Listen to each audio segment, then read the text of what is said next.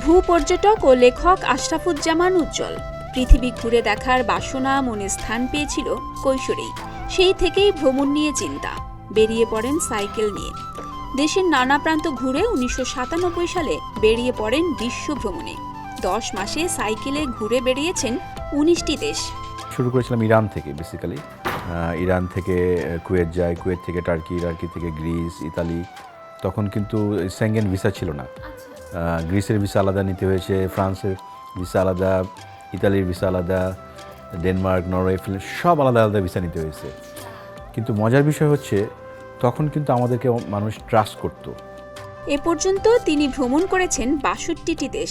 বলেন, পর্যটন শিল্পের মাধ্যমে যেমন শিল্প সংস্কৃতি বিনিময় হয়, তেমনি এক দেশের সাথে অন্য দেশের বন্ধুত্ব মজবুত হয়। নিজ উদ্যোগে ঘুরলেও বিশ্বের বিভিন্ন প্রান্তে তাকে সাহায্য করেছেন প্রবাসী বাঙালিরা। কখনো থাকার জায়গা দিয়ে, কখনো অর্থ দিয়ে, কখনো বা খাবার দিয়ে পাশে দাঁড়িয়েছেন তারা। যারা প্রবাসী আছে, পৃথিবীর যে কোনো দেশে যাবেন, আপনি যদি বুঝাইতে পারেন যে আপনি ওখানে ঘুরতে আসছেন বা আপনার উদ্দেশ্য ঘোরা, আপনার অনেক কিছুই আপনার সহজ হয়ে যাবে।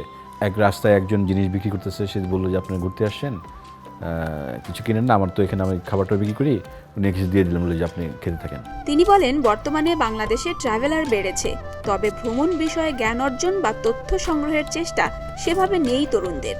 কেউ যদি একটা দেশ ঘুরে আসে, তাকে যদি জিজ্ঞেস করেন, কোনো সাজেশন চান, দেখবেন যে ম্যাক্সিমাম ক্ষেত্রে তারা কিন্তু খুব বেশি আপনাকে তথ্য দিতে পারবে না, বলতে পারবে না। ভ্রমণ বিষয়ে তিনি গড়ে তুলেছেন বাংলাদেশ ট্রাভেল রাইটার্স অ্যাসোসিয়েশন। এখানে রয়েছে দেশি বিদেশি অসংখ্য লেখকের ভ্রমণ কাহিনী। সংগঠনটিতে এর মধ্যেই প্রায় ২০০ জন সদস্য রয়েছেন। সংগঠনটি ভ্রমণপ্রেমী মানুষের সান্নিধ্যে বিভিন্ন কার্নিভালের আয়োজন করে। ভ্রমণ জনপ্রিয় করতে লেখকদের বই প্রকাশ করা হয়। লেখকরা নিজেদের বই নিয়ে আলোচনা করেন। আশরাফুজ্জামান উজ্জ্বলের লেখা ভ্রমণ বিষয়ক বই সঙ্গী, সাইকেল ও আরাধ্য পৃথিবী আর পূর্ব আফ্রিকা। ইভেন আমাদের বই ওয়ার্ল্ডের সবচেয়ে বড় লাইব্রেরি অফ কংগ্রেস, সেখানেও রয়েছে। তো আমরা চেষ্টা করছি লেখকদেরকেও বিদেশে লেখকদের সাথে পরিচিত করানোর জন্য ট্রিপ অ্যারেঞ্জ করা এবং বিদেশি ভ্রমণ সাহিত্যকে বইগুলি সংগ্রহ করে বাংলা অনুবাদ করে সেটা বের করা, সেটা নিয়েও কাজ করছি আমরা। প্রতিদিনের বাংলাদেশের আলাপচারিতায় উঠে আসে এই ভ্রমণপ্রেমীর নানা অভিজ্ঞতার কথা। আমার দেখা পৃথিবীর সবচেয়ে ক্লিন কান্ট্রি হচ্ছে Rwanda. Cleaner than Singapore, cleaner than Switzerland.